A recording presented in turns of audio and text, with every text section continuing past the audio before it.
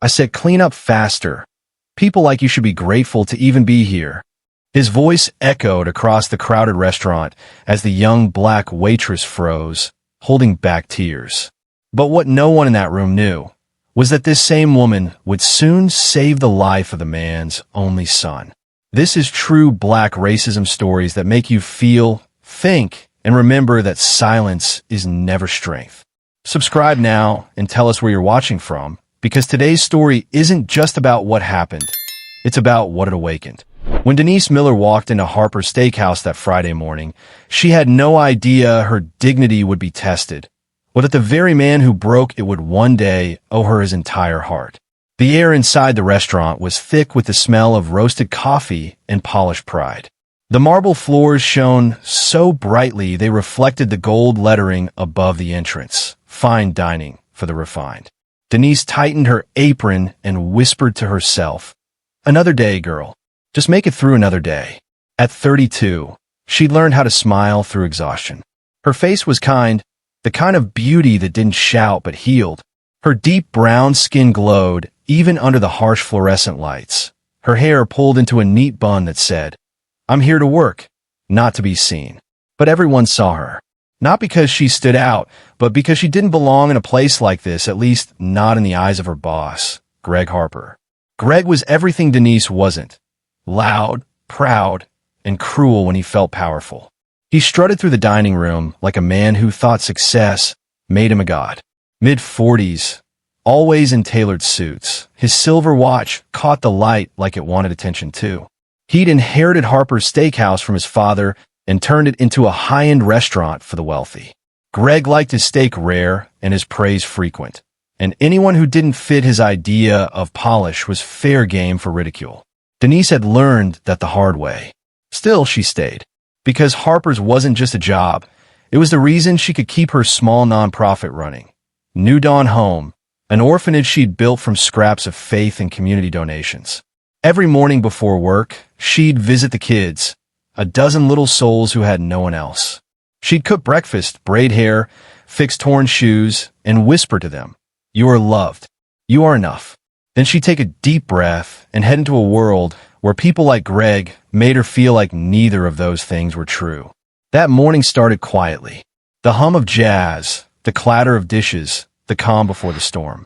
Denise was serving coffee to a couple near the window when she noticed Greg entering with two sharply dressed men. Their laughter was loud, their confidence even louder. The staff stiffened. Greg only showed up unannounced when he wanted to inspect or impress. He snapped his fingers toward Denise. "Denise, table 5. VIPs. Make it perfect." "Yes, sir." She approached with her usual grace, menus in hand, smile steady even as Greg's eyes scanned her from head to toe. "Morning, gentlemen," she greeted, placing the menus down. Greg leaned back in his chair. "Gentlemen, this is Denise, one of our long-term employees." His tone dripped with something that didn't sound like pride. The investor beside him smiled politely. "Pleasure." But Greg wasn't done. "She's a hard worker, you know. Grew up around here. Probably never thought she'd be serving ribeye to millionaires, huh, Denise?" The investors chuckled. Denise froze. She forced a smile. "Would you like to start with water or—" Greg interrupted. "Still, we like things simple." The laughter returned, polite but sharp enough to cut. Denise turned away, every step heavy. The restaurant felt smaller now, her chest tighter. She focused on the rhythm of her breathing, one inhale, one exhale. "Keep it together." In the kitchen, her coworker Lena whispered, "Girl, what was that about?" Denise tried to laugh it off. "He's showing off again. Let him."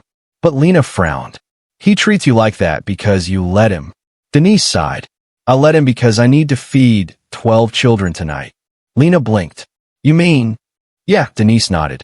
New Dawn Home. The kitchen noise drowned out her pain. But her words hung in the air. Heavy, real, brave. By 2 p.m., the lunch rush was chaos. Denise moved gracefully between tables, refilling glasses, delivering plates, wiping crumbs, all while Greg's laughter echoed from across the room. Then, as if the universe wanted to remind her how cruel power could be, she tripped slightly when a customer pushed back his chair unexpectedly. A tray of glasses tilted, clink, crash, water spilled across the floor. Before she could even apologize, Greg's voice sliced through the noise. "Denise!" The room fell silent. She looked up, eyes wide. "I'm sorry, sir. It was an accident." Greg stood, straightened his jacket, and sneered. "You call this professionalism? Look at this mess." The investors watched awkwardly. One whispered, "It's fine, Greg." Greg waved him off. "No, it's not fine. My restaurant runs on precision. If my staff can't even carry a tray without turning it into a swimming pool, then maybe we need new staff." The laughter returned, this time louder, meaner. Denise bent to pick up the shards, her hands trembling. A small cut formed on her finger, but she didn't flinch. She whispered, "I'll clean it, sir." Greg smirked. "Yeah, that's what you're best at, right?" Lena froze at the kitchen door, ready to intervene, but Denise shook her head subtly. "Not here. Not now." She finished cleaning, stood tall, and turned to face him. Her voice was calm, almost too calm. "It won't happen again." Greg leaned closer. "I hope not, Denise. My customers expect excellence, not excuses." For a second, their eyes met, hers full of quiet pain, his full of smug power. And in that moment, something unspoken shifted in the room. Even the investors seemed uncomfortable now. Denise turned away, holding back tears. She knew humiliation well, but this one cut deeper. Because this wasn't just about a mistake. It was about who made it. Hours later, when the last table was cleared and the lights dimmed, Denise walked out into the cool night air. Her shoes were soaked from mopping. Her heart felt heavier than the tray she carried all day. But just as she reached her car, she noticed a small boy sitting inside a black SUV parked near the curb. His skin was pale, his hands trembling slightly as he coughed into a handkerchief. A nanny sat beside him, scrolling her phone. Denise smiled softly. The boy looked up, weakly smiling back through the window. Something in her chest stirred, that same compassion she gave to her orphans. She waved gently. The boy waved back. She didn't know it yet, but that boy was Ethan Harper, Greg's son. And fate had just written a story neither of them could escape. The boss who mocked her would soon beg for her mercy, and she would give it, not with revenge, but with grace. The next morning, Denise arrived early, before sunrise. The restaurant was still half asleep, lights dim, the scent of bleach clinging to the air. She tied her apron, straightened her hairnet, and whispered to herself like a prayer. "You're doing this for the kids, Denise. For the little ones who call you mama." But even her calm voice couldn't silence the echo of yesterday's laughter.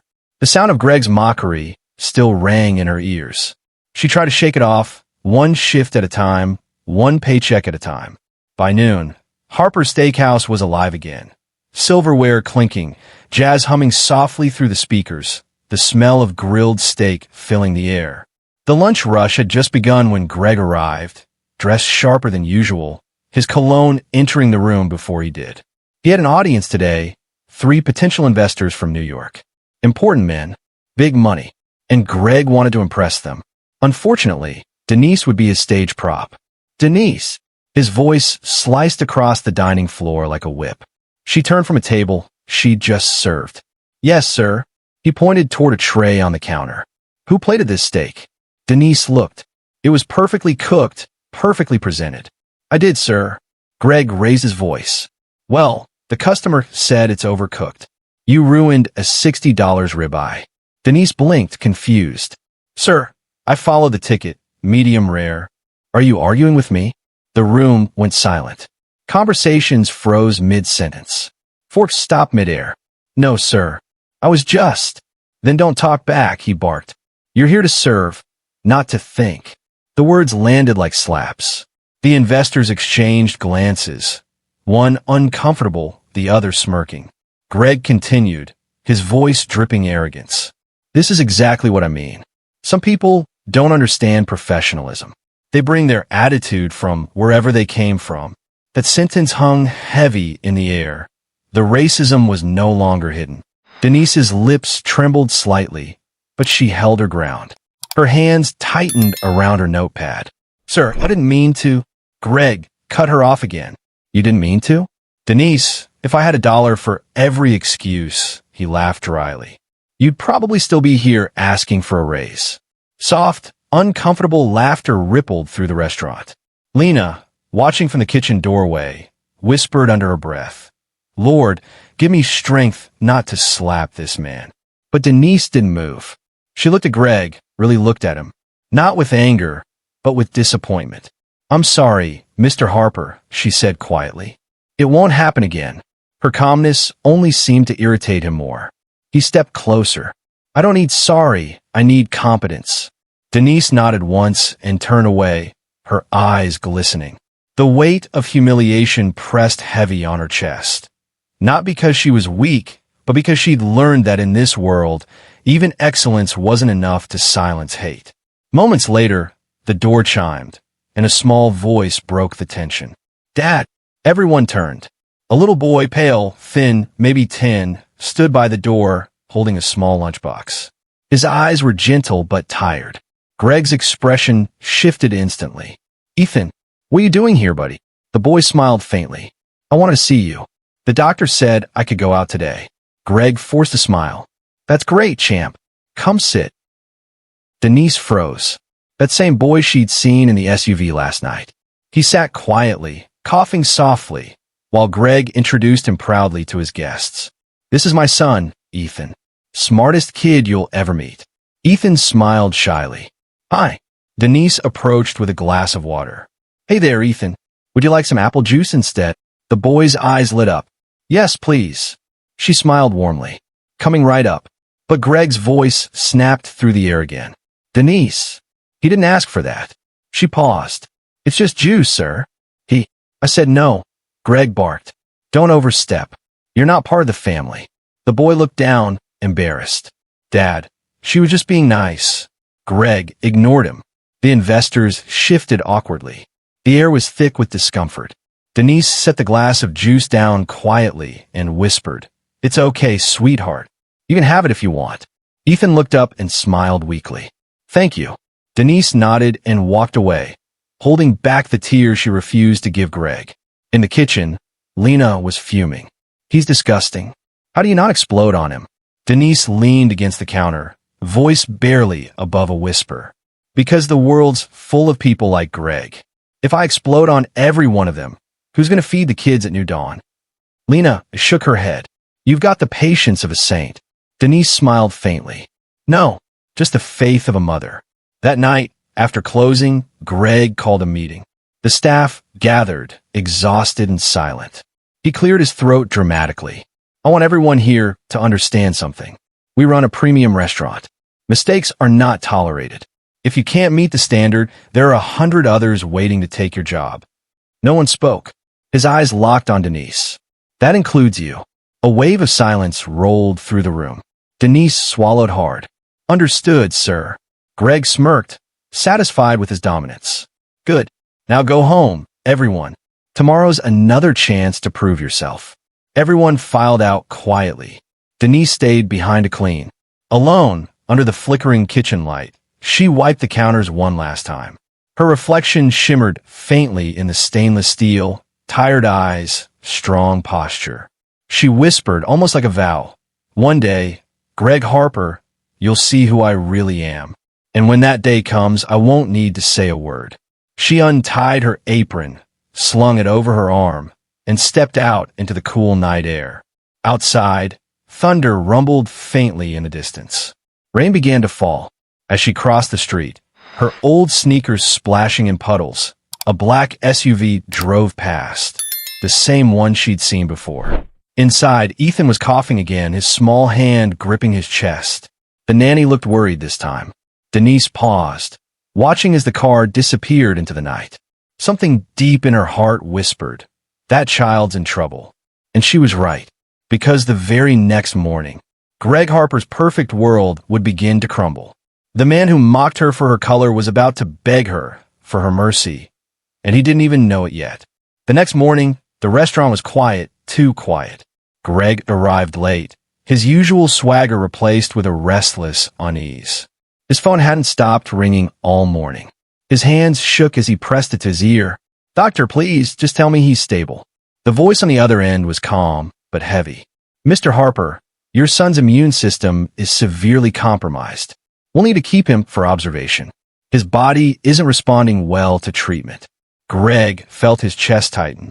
"He'll be okay, right?" There was silence. Then, "We'll do our best." The words "we'll do our best" echoed through his head long after the call ended. The man who ran his restaurant like an empire now couldn't control the one thing that mattered most: his son's life. That same morning, Denise was at New Dawn Home, packing donated clothes for the children before heading to work. The orphanage sat on the edge of town, a weathered two-story building surrounded by old oak trees. It wasn't much, but it was full of laughter and light. "Miss Denise, are we getting new blankets?" one of the girls, Aisha, asked, clutching her teddy bear. Denise smiled. "Yes, baby. A church from downtown sent some this morning." She brushed a strand of hair from Aisha's forehead and whispered, "You warm enough?" Aisha nodded. "You always keep us warm." Those words, so innocent, so pure, were enough to refill Denise's soul after days of humiliation. By the time she left for her afternoon shift, her heart felt lighter. But she didn't know that fate was already aligning her path with Greg's again, in the most unexpected way imaginable. 2 weeks passed. Ethan's condition worsened. The doctors suggested temporary care at a recovery home, somewhere quiet and nurturing. Greg signed the papers immediately, desperate, exhausted, broken. He didn't even read the name on the folder. He just wanted his son safe. That Friday evening, Denise was sweeping the front porch of New Dawn when a white van pulled up. The social worker stepped out, clipboard in hand. "Afternoon, Ms. Miller. We have a new arrival for your home." Denise smiled kindly. "Of course. What's his name?" The worker flipped through her folder. "Ethan Harper." Denise froze. Her broom slipped from her hand and hit the ground. "I'm sorry, could you repeat that?" "Ethan Harper. His father's dealing with some health issues and can't care for him full-time right now. Doctor's orders, child needs stability." Denise's mind spun. Greg Harper? The same man who mocked her voice, her uniform, her very existence? His son was being brought here, to the home she built with her own hands? She felt her heart race. Part of her wanted to say no. Part of her wanted to remind the world of karma. But then the van door opened, and there he was. Ethan, smaller than she remembered. Pale, tired, his eyes sunken from medication, but still that same soft smile. When he saw her, his face lit up weakly. "Hey, you're the lady from the restaurant." Denise knelt down, her voice trembling. "Yes, sweetheart. Welcome to New Dawn." He looked around at the playground, the small garden, the colorful walls painted by the children. "This is your house." She smiled. "It's all of ours." He grinned faintly, clutching his teddy bear. "I like it here already." And just like that, any bitterness inside her dissolved. Because the truth hit her, none of this was the boy's fault. Over the next days, Denise became Ethan's guardian angel. She made him breakfast, read to him before bed, and prayed with him when he was afraid. At night, she'd check on him quietly, watching him sleep peacefully for the first time in months. Sometimes he'd wake and whisper, "Miss Denise, do you think my dad misses me?" She'd smile softly. "I know he does." She didn't know if it was true, but she needed him to believe it. Meanwhile, Greg's life was unraveling. He visited the hospital daily, only to find Ethan's bed empty. "Where's my son?" he demanded. The nurse replied calmly, "He's been transferred to a recovery facility, one that specializes in emotional support for children." Greg's voice cracked. "Where?" "New Dawn Home," she said. He blinked. "Never heard of it." "You will," the nurse said with a faint smile. Greg's assistant drove him across town that evening. The further they went, the rougher the roads became. "This can't be right," Greg muttered. "It looks run down." But when a car stopped and he stepped out, his breath caught. Children were laughing in the garden. Volunteers were painting the fence. And standing at the center of it all, wearing a simple blue dress and the same calm smile he'd mocked weeks earlier, was Denise Miller. Greg froze. He whispered under his breath, No, it can't be." Ethan saw him first. "Dad!" The boy ran into his father's arms, beaming with joy. "You came." Greg knelt down, hugging him tight. "Of course I came, buddy." He looked over Ethan's shoulder, right into Denise's eyes. Their gazes locked. Her eyes didn't hold anger or revenge, only quiet strength. He stood, awkward, embarrassed. You work here? Denise replied softly. I don't work here, Mr. Harper. I built this place. Greg blinked. You built it? Yes, she said. Every wall, every room, every meal. This home exists because people believed in giving kids like your son a chance. The words hit him like cold water.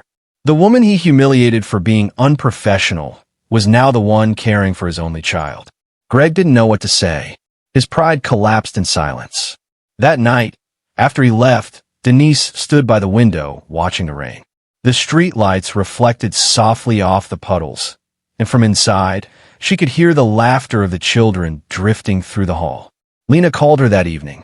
You won't believe this. Greg's been losing his mind at the restaurant. Customers are leaving. Investors are backing out. Denise sighed quietly. He'll be fine. After what he did to you, girl, I'd be dancing right now.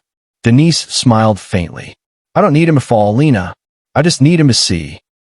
And soon he would, because the same boy she'd tucked in that night, the one Greg thought he'd temporarily placed, would soon tell his father exactly who had been loving him back to life. It was a Sunday afternoon, quiet, sunny, and calm, the kind of peace that usually meant something big was about to happen. Greg Harper sat in his car, parked outside New Dawn home. He'd been sitting there for 20 minutes, engine off, fingers drumming the steering wheel. He wasn't sure what he was more afraid of, seeing Denise again, or seeing the truth in her eyes. Ethan had been there for nearly 3 weeks. Every time Greg called, the staff said the same thing. He's doing much better. Eating well. Sleeping through the night. That was all he wanted to hear. But part of him knew he needed to see it for himself. So finally, he got out of the car, straightened his jacket, and walked up the path. The moment he stepped inside, laughter filled his ears, children playing tag, volunteers folding laundry, a choir of tiny voices singing along to a guitar in the corner. And then he saw her again. Denise. She was sitting on the floor with Ethan, building a tower out of wooden blocks. She looked so natural, so maternal. The children adored her. When she noticed him, she stood up slowly. Their eyes met. Mr. Harper, she said politely. Ms. Miller, he replied, trying to sound composed. I came to see my son. Of course. She motioned toward the garden. He's out back with the others. You're welcome to join. He hesitated, then followed. Out in the garden, Ethan was helping another child water the plants. His color had returned, his smile was wide, and for the first time in months, he looked alive. Greg's eyes filled with tears he didn't want to admit were there. He turned to Denise. You've done more for him in 3 weeks than I managed in years. Denise smiled gently. Children don't need much, Mr. Harper. Just kindness and patience. Her tone wasn't sarcastic, it was sincere. That made it sting even more. Greg nodded, swallowing hard. You must think I'm the worst kind of man. Denise looked at him carefully. I think you're a man who said things he didn't understand. But life has a way of teaching what pride refuses to learn. He stared at the ground, her words sinking deep. Then he asked quietly, Why didn't you tell me? She raised an eyebrow. Tell you what? That you run this place, he struggled to find the words. You built it. You could have thrown it in my face. Denise shook her head. That's not why I do this. Greg looked around at the children laughing. How did you do this? This whole place.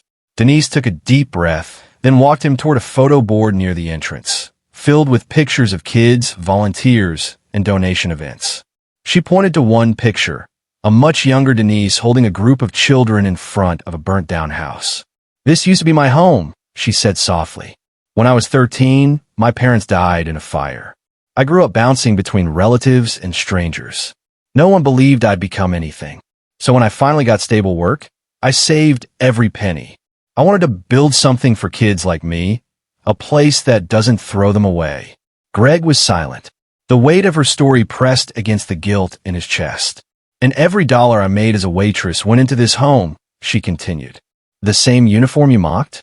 That's how I built these walls. Greg blinked hard, his throat tightening.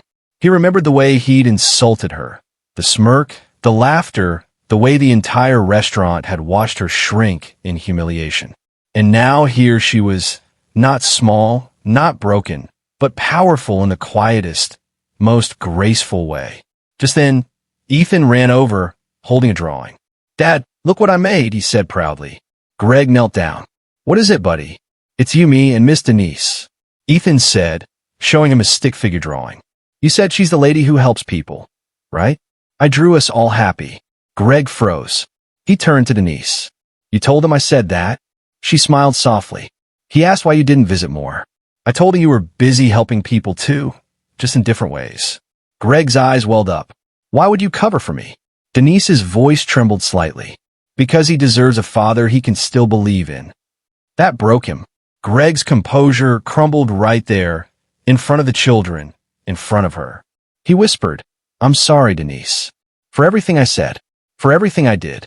I thought I was protecting my business, but I was just protecting my ego."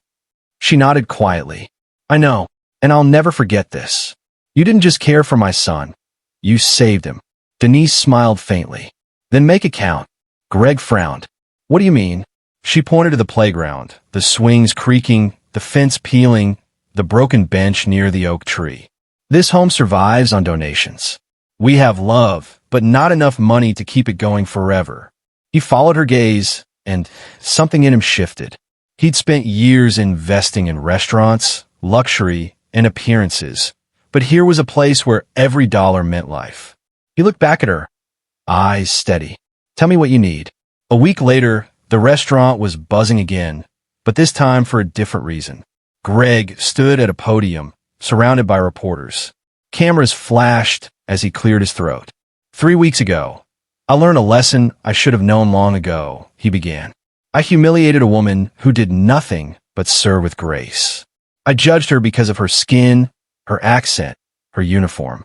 But that same woman, Denise Miller, is the founder of New Dawn Home, a sanctuary that saved my son's life." The crowd murmured. He continued, voice firm. "Today, I'm donating $500,000 to her orphanage and renaming our restaurant's scholarship program in her honor, the Miller Grant." Denise watched from the back, arms folded, eyes glistening. She didn't need applause. She had peace. When the crowd erupted in applause, Greg turned toward her. For a moment, their eyes met again. This time, not as boss and waitress, but as equals. He mouthed, "Thank you." She smiled. "You're welcome." That evening, Denise walked through the halls of New Dawn, listening to the laughter of children who finally had a future. Ethan ran up and hugged her leg.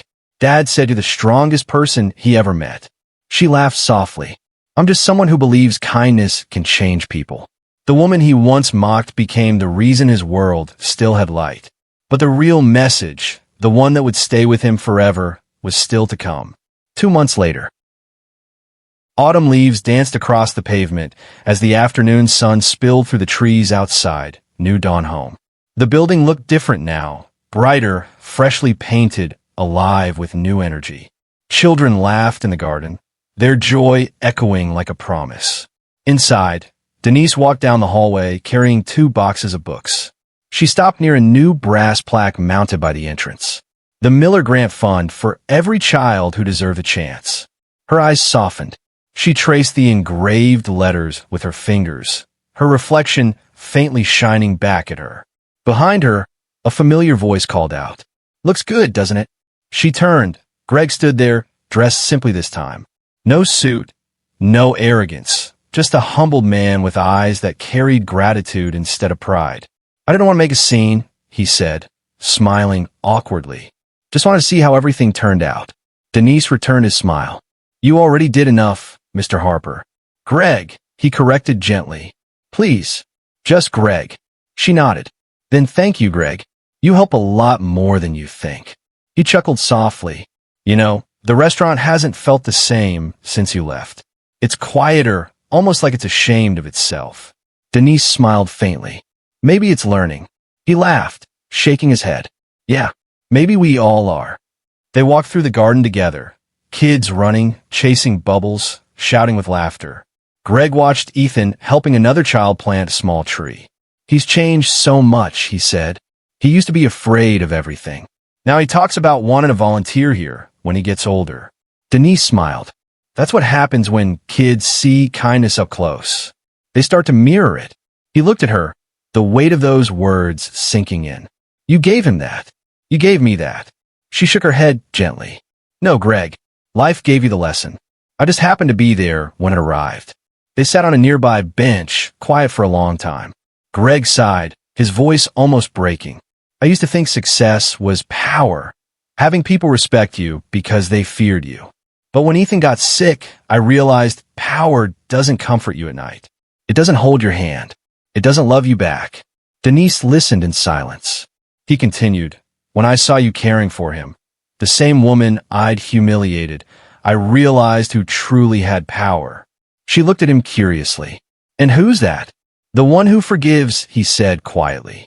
The words hung in the air, heavy and real. Weeks passed, and the restaurant began sponsoring monthly charity dinners for New Dawn. Locals who once ignored the orphanage now visited, donated, and volunteered.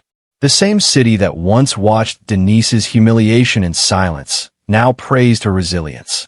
But she never let the attention change her. Every morning, she still swept the same porch, served the same oatmeal, and hugged the same kids goodnight. The difference was, now the world finally saw her. One evening, after tucking Ethan into bed, Greg approached her with a small envelope. I wanted to give you this, he said softly. Denise frowned. You already donated so much. It's not money, he interrupted, handing it to her. Inside was a letter, written in Ethan's messy handwriting, with drawings all over the page. It read, Dear Miss Denise, thank you for making my dad better. Thank you for making me better too. When I grow up, I want to build a place like yours, but for dads who forget how to be kind. Love, Ethan. Denise's eyes filled with tears. She pressed the letter to her chest, smiling through the emotion. He's got your spirit, she said softly. Greg chuckled. No, he's got yours. They both laughed, quietly, tenderly, as the sound of children's giggles echoed from down the hall. A few weeks later, a local newspaper published an article titled, From Waitress to Guardian, The Woman Who Turned Pain into Purpose. The photo showed Denise standing outside New Dawn, surrounded by kids, sunlight catching her face. In the background, Greg and Ethan stood near the fence, almost symbolic like the world she once served now standing behind her. The article ended with a quote from Denise. Dignity isn't given by others. It's something you protect within yourself, even when others try to take it away. The story went viral. Donations poured in. Volunteers arrived from neighboring cities. And quietly, without needing praise or apology, Denise continued her mission, because for her, the real victory wasn't revenge, it was transformation. One evening, as the sun dipped behind the trees, Greg stopped by again. I still think about that day, he admitted. The restaurant, the way I spoke to you. I can't erase it. Denise smiled gently. Then don't. Remember it. That's how you make sure it never happens again. He nodded slowly. You ever wonder why this all happened? Why fate decided to twist our stories like this? Denise looked up at the orange sky, her voice steady. Maybe so you'd learn that kindness is louder than pride. He let out a long breath. You know, you're the strongest person I've ever met. She laughed softly. I'm not strong, Greg. I just refuse to stay small. As he left, she stood by the window, watching him walk to his car. The same man who once looked down on her now looked up to her. The same world that laughed behind her back now whispered her name with respect. And the same pain that once broke her had become her greatest testimony. That night, Denise gathered the kids in the living room for bedtime stories. She read them a simple line from a book that summed up her journey, and the story itself. The greatest power isn't in wealth or words. It's in choosing kindness when the world tells you not to. She closed the book, kissed each child goodnight, and whispered to herself, hatred divides for a moment, but truth heals forever. What do you think about this story? Was justice truly served, or did things go too far? Tell us what you think and where you're watching from down in the comments. Don't forget to like, subscribe, and turn on the bell so you never miss a story that reminds the world respect has no color. This is True Black Voices, real stories, real power.